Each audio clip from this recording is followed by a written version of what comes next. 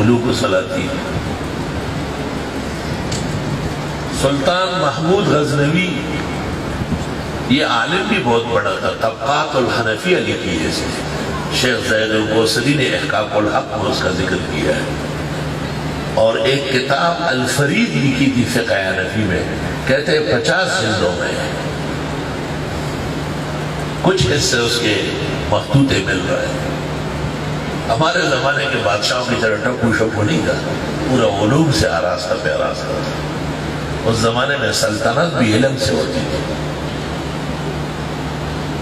تو سلطان کو یہ تینوں فکریں لاحق تھی، ایک یہ فکر کہ میں سبکتگین کا بیٹا ہوں یا ویسے ہی کوئی لڑکا اس نے خرید کے پالا ہے، اور دوسرا ہے کہ مغفرت میری ہو جائے گی یا نہیں، اور تیسرا ہے کہ طلباء علماء یہ وارثان نبوت ہے، ہم ملوک السلاطین نہیں ہیں۔ تو کہتے ہیں ایک دفعہ غزنی کے بازار میں رات کو گزر رہا تھا، وزراء سفراء سرکاری عملہ ساتھ تھا، اور دیکھا کہ کبابی کے دکان کے قریب میں طالب علم کھڑا ہے اور کتاب کباب پک رہے ہیں، آگ کی روشنی میں دیکھ رہا ہے، کتاب دیکھ کے سمجھ کے پھر دور جا کے یاد کرتا ہے۔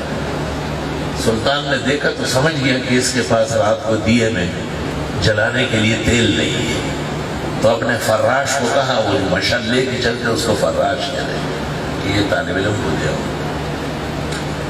طالب علم کو فراش نے مشعل دیے کہ بادشاہ نے آپ کو تحفہ دیا، وہ مامو تھا وہ بیانی ہوتا، آپ منڈل اڑو، اور پوری رات مطالعہ کیا ہوگا خوشی سے کہ اللہ تعالیٰ نے مجھے شاہی مشعل دے دیا۔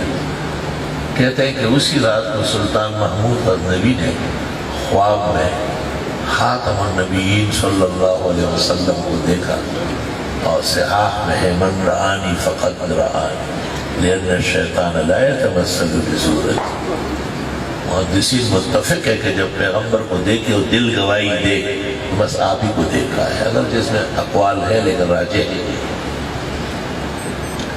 جناب رسول اللہ صلی اللہ علیہ وسلم فرماتے کہ اے سبکتگین کے بیٹے، یہ آپ نے جو وارث الانبیاء کا احترام کیا، اللہ تعالیٰ نے آپ کی مغفرت فرما دی، تو ساری ان کے شبہات اللہ تعالیٰ نے دور فرما دی۔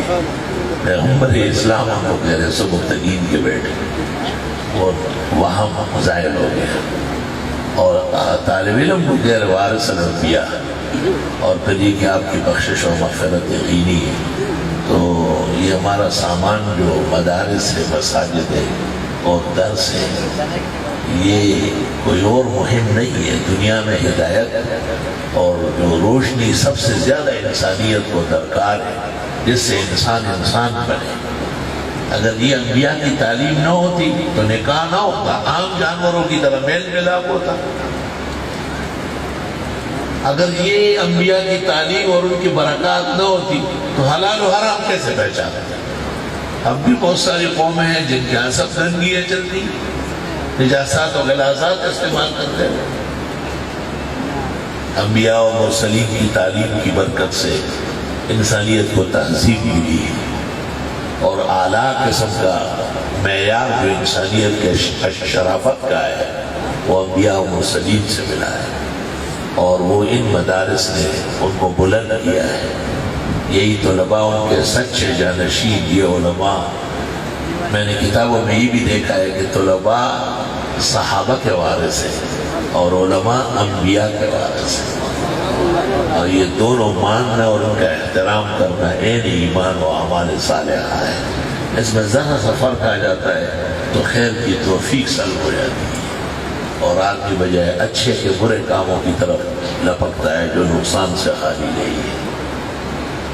بہرحال چونکہ امام بخاری رحمۃ اللہ علیہ نے بہت بڑی کتاب لکھی ہے اور اللہ تعالیٰ نے ان کی کتاب کو قبول فرمایا ہے، کتاب کے شروع میں انہوں نے اشارہ کیا کہ بھئی اعمال کرنے ہیں، انبیاء تو اعمال کے لیے آتے ہیں، اور عمل کے لیے عقیدہ و ایمان ضروری ہے۔